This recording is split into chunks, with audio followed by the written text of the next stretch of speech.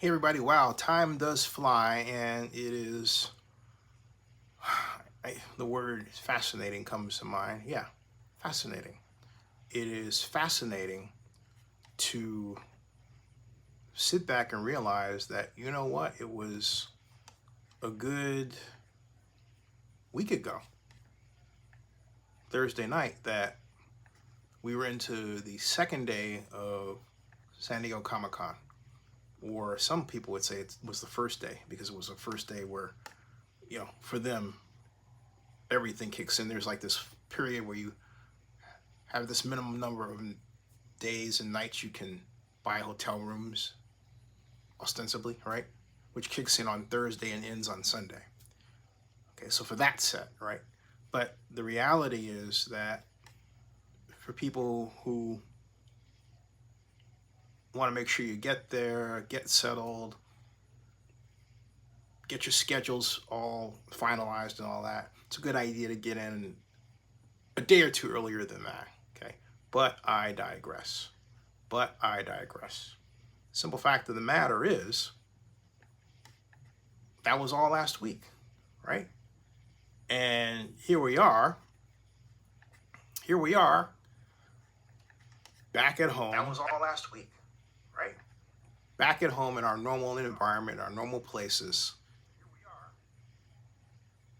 wondering where all the time went. Now, I unfortunately did not attend San Diego Comic-Con this time for a host of reasons that add up to family obligations, me thinking I was going to lose my mom in Las Vegas, which is the scariest episode of my life, and returning here and picking up the pieces and quite literally forgetting the plan because I had thrown out of my mind the idea of going anywhere else.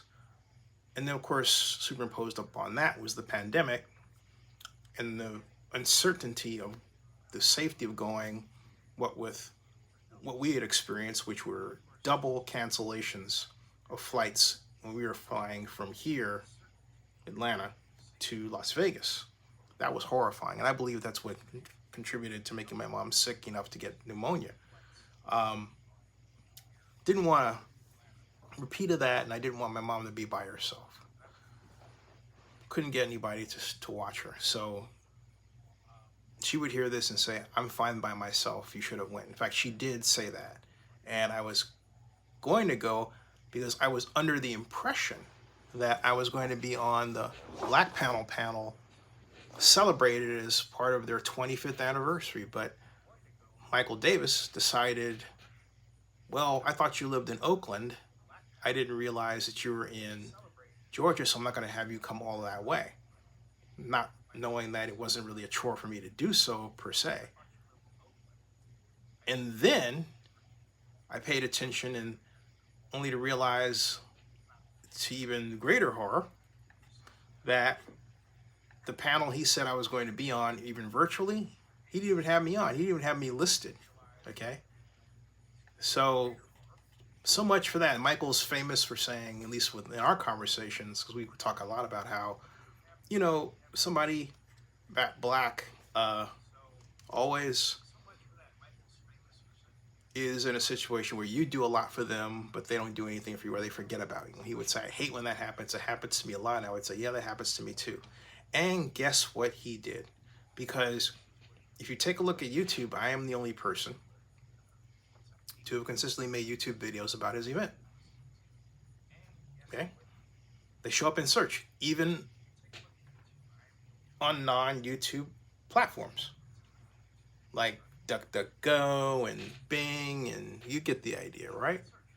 All over the place. So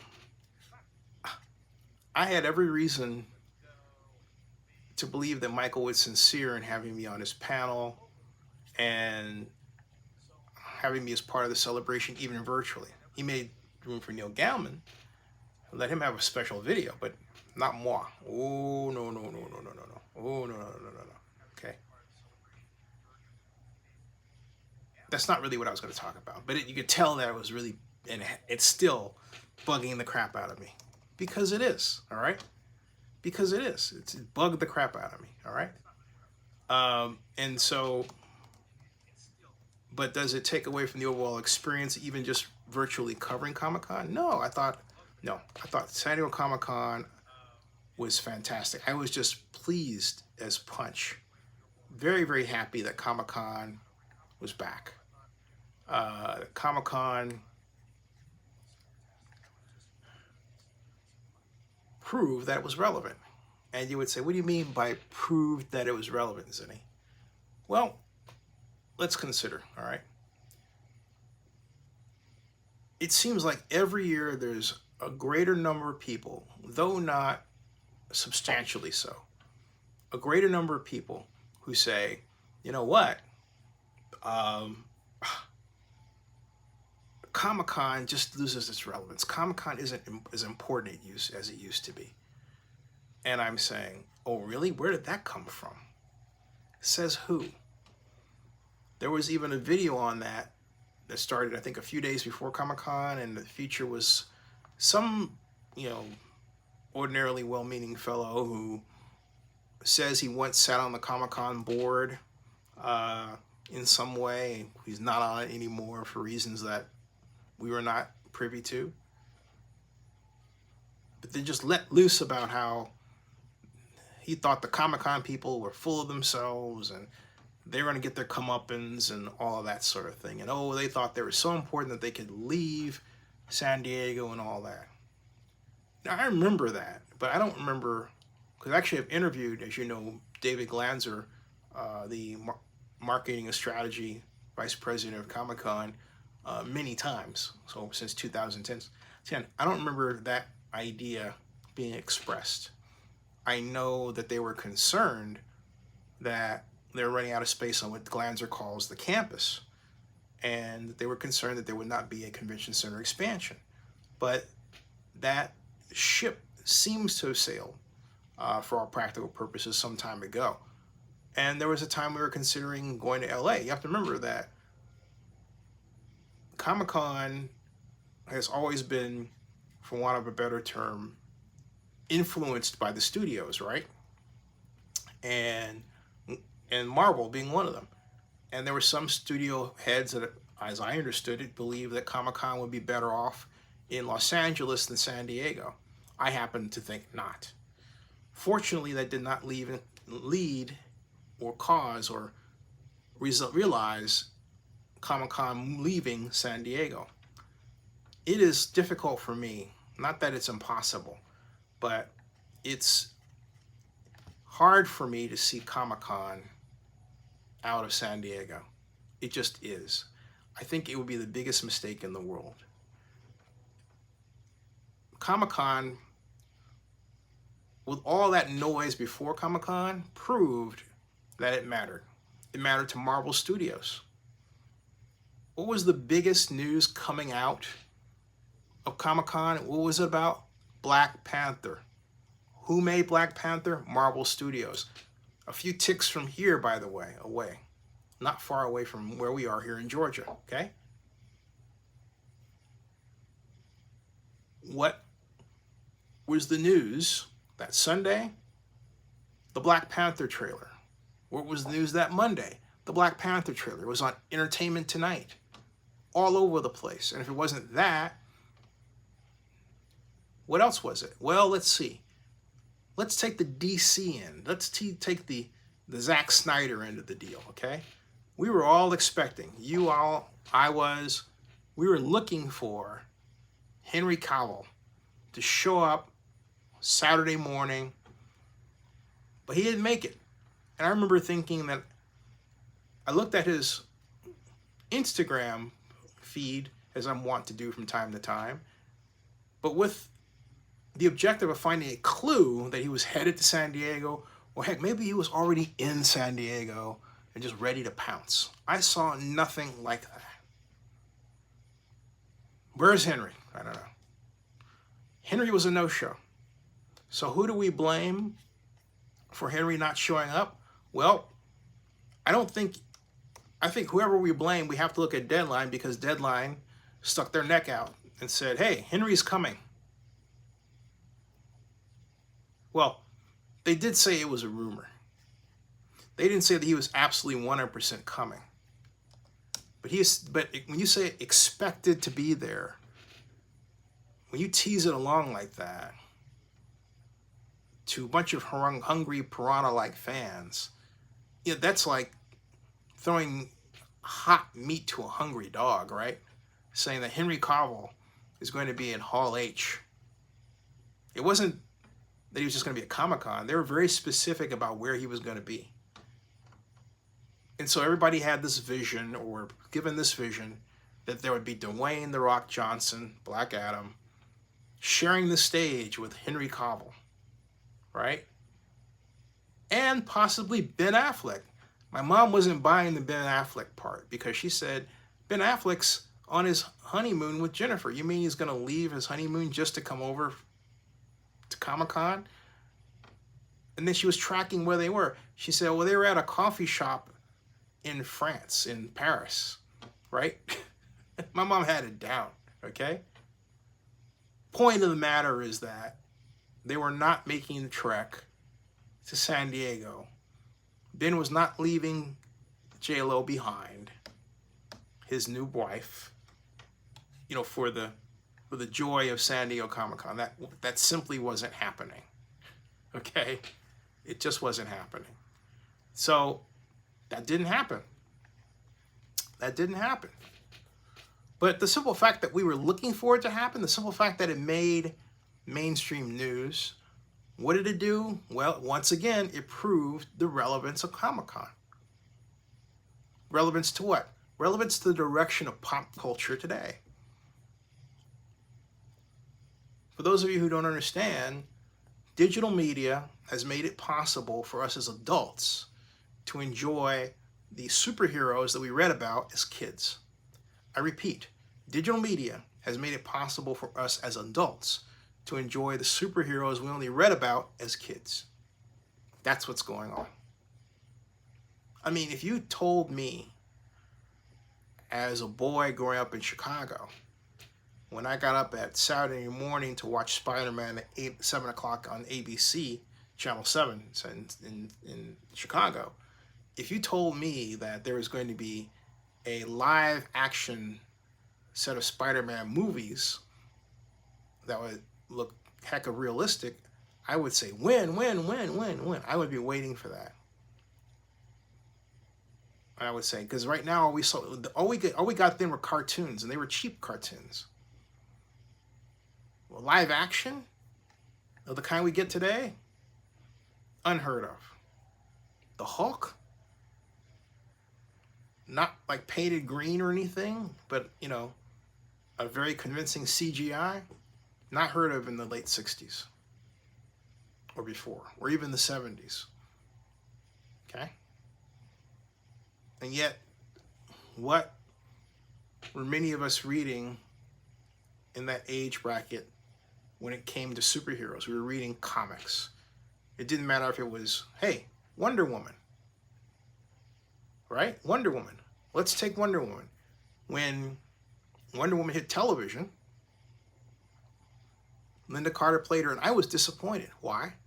Nothing against Linda Carter, but I was used to the 1940s Wonder Woman in the comics again.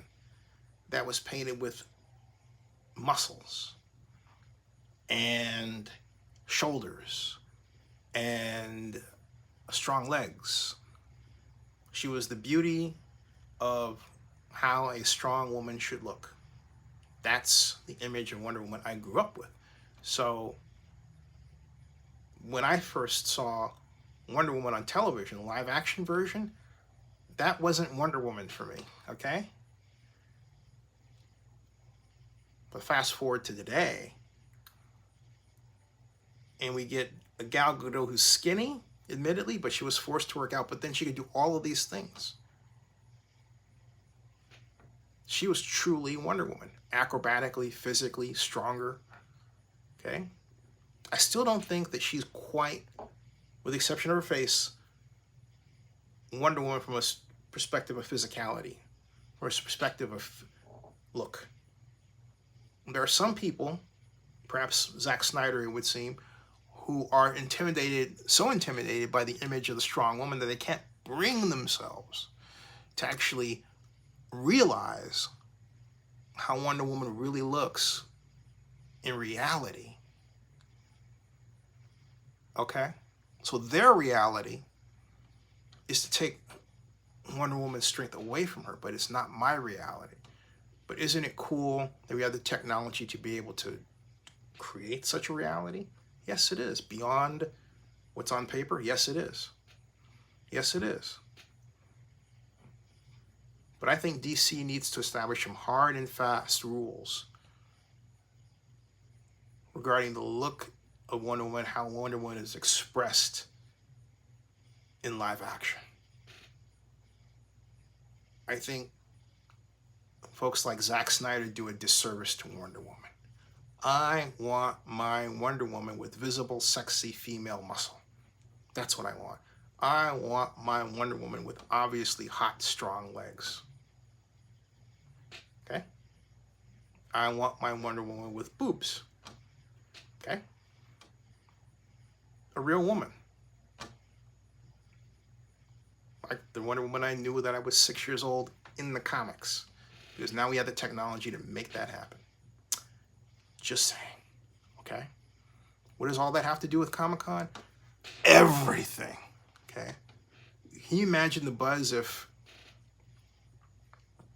Zack Snyder and DC decided to re-release Wonder Woman to fully imagine her more in the physical guise of the other women on Paradise Island, who actually, female bodybuilders? Think about it, right? Comic-Con would be a buzz with that. It would call for a different actress other than Gal Gadot. Just saying. But again, the simple fact that I'm talking about this means what? It means it proves the relevance of Comic-Con.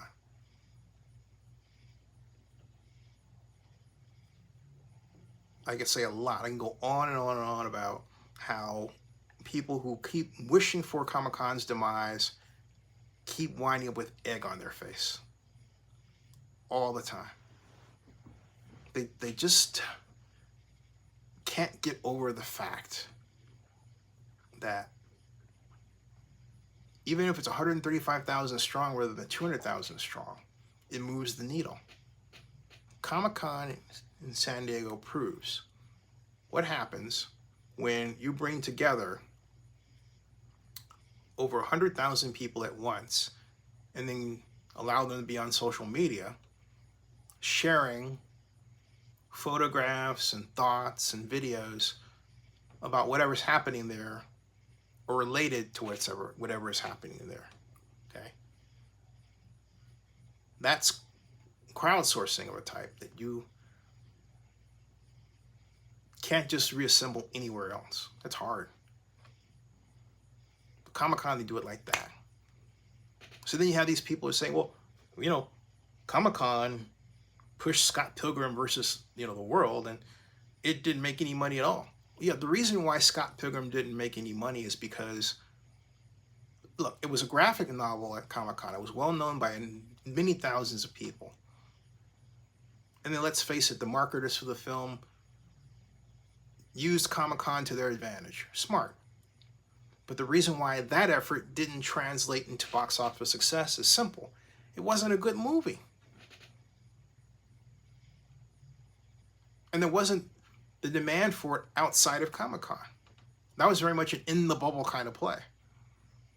That's what happened. Was that Comic-Con's fault? Not really. No. But it does point to a simple equation. If it's a brand that you've never heard of outside of Comic-Con, don't bet on it to be a champion or star just because it was promoted at Comic-Con. Now, if it was a brand like Spider-Man or Wonder Woman or Superman that was known outside of Comic-Con, and then in the digital media age it's promoted inside Comic-Con, it's going to get what? Even bigger. Okay?